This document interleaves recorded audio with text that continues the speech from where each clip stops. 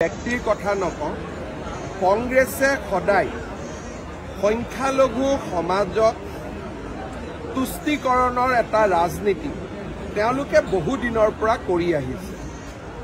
আজি কোনোবা হিন্দু মানুহে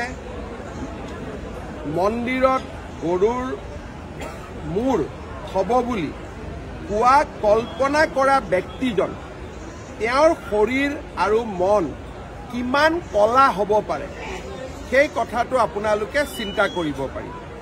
কোনোবা সদাশয় ব্যক্তিয়ে যদি এনেকুৱা ষ্টেটমেণ্টৰ বিৰুদ্ধে পুলিচত কেছ দিয়ে আমি তেখেতক সুধিম যে আপোনাৰ লগত কি প্ৰমাণ আছে, কাৰণ আজিলৈকে অসমত যিমান এনেকুৱা ঘটনা ঘটিছে আমি সদায় সংখ্যালঘু সম্প্ৰদায়ৰ লোককে গ্ৰেপ্তাৰ কৰিছোঁ আৰু তেওঁলোকে স্বীকাৰো কৰিছে।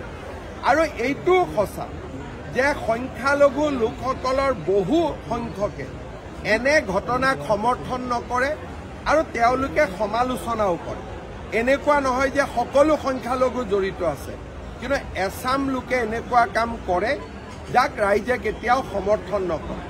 লক্ষীপুৰ আৰু ধুবুৰীত এই ঘটনাক লৈ আমি গ্ৰেপ্তাৰ কৰা প্ৰত্যেকজন ব্যক্তি সংখ্যালঘু সম্প্ৰদায়ৰ। ইয়াত আমি কোনো হিন্দু লোকক বিচাৰি পোৱা নাই। তেখেতৰ লগত যদি কিবা তথ্য আছে হিন্দু সমাজক অপমানিত কৰাৰ আগতে এনেকুৱা তথ্য চৰকাৰক দিবৰ বাবে মই আহ্বান জনাম।